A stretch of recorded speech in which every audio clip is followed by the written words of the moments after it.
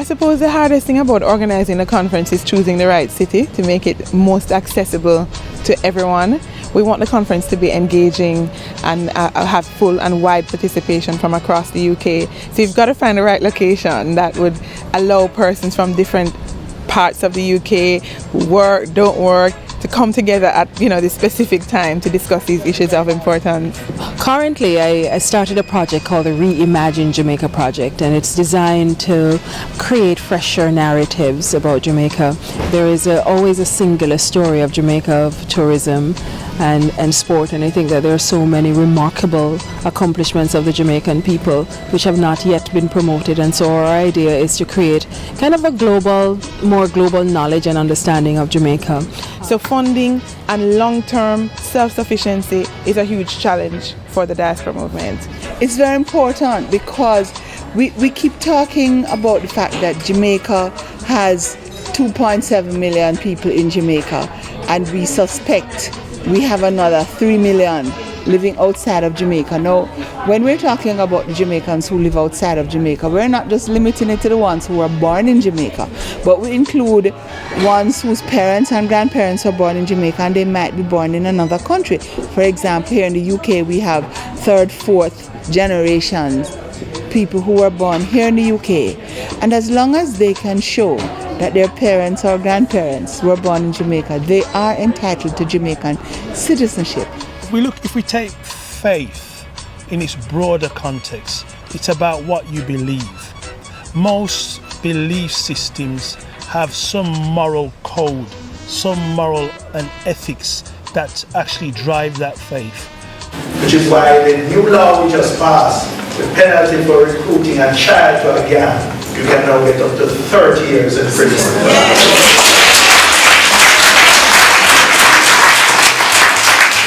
Every nation has the right to have a diaspora. If you're going to go continental, it's a different thing. But every single nation, small or large, have a diaspora because there's a free movement of people all across the world. So Jamaicans, Spanish, British, there is a diaspora for everybody. Wrong to just have a separate Jamaican diaspora.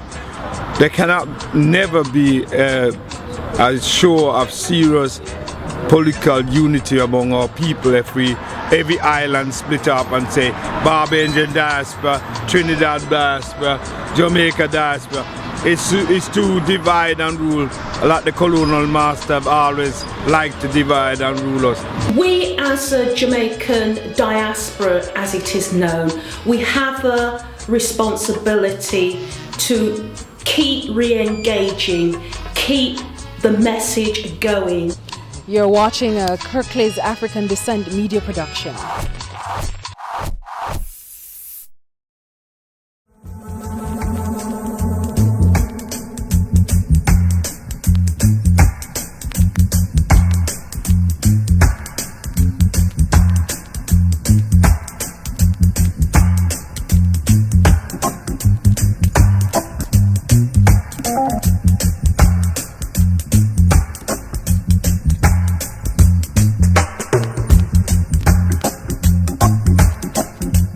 And it's very important that we continue this initiative, and that's one of the reasons why I've supported it. That's one of the reasons why my organization, Facilitators for Better Jamaica, is here. Yes, and I know it's a very common view, but sometimes that view tends to be a traditional one.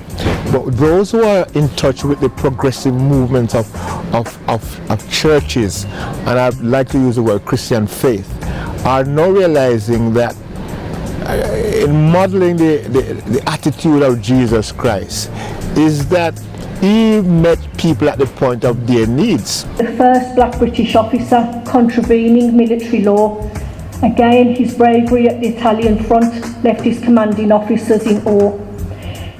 One of the challenges we've had to our security situation over almost 2 decades now is the amount of criminal deportees we get sent home from the UK, Canada, and primarily the United States. So it should just be, if you're talking of diaspora, it should be then the CARICOM diaspora, which is all the islands. because we are all African people, we all came off the same slave ship. So why divide us in year 2014? We're still dividing our people under the colonialist strategy and tactics in getting us to be against each other. So people concentrate on individual, as in individual country. Then of course, if everybody did their own thing, then we all got a global diaspora going. But I think it's very essential to look at our own and look at the problems we have right from the grassroots level to the top with our people here in this country and linking back into Jamaica. So there was plenty of work in post-war Britain and industries such as the British Rail, the National Health Service that the High Commissioner spoke about just now, and public transport recruited almost exclusively from Jamaica and Barbados.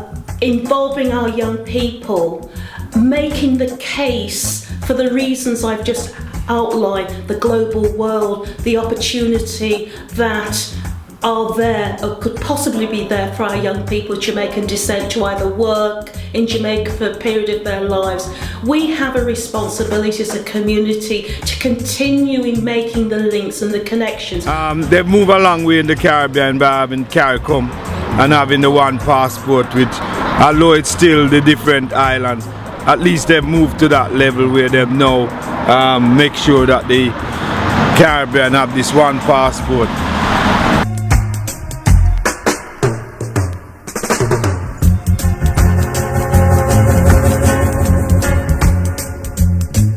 We will all agree that the staging of this conference is an important initiative in maintaining a critical partnership between Jamaicans living here in the United Kingdom and those back home. Victor Mutual has been a pioneer in establishing meaningful relationships with Jamaicans in the diaspora.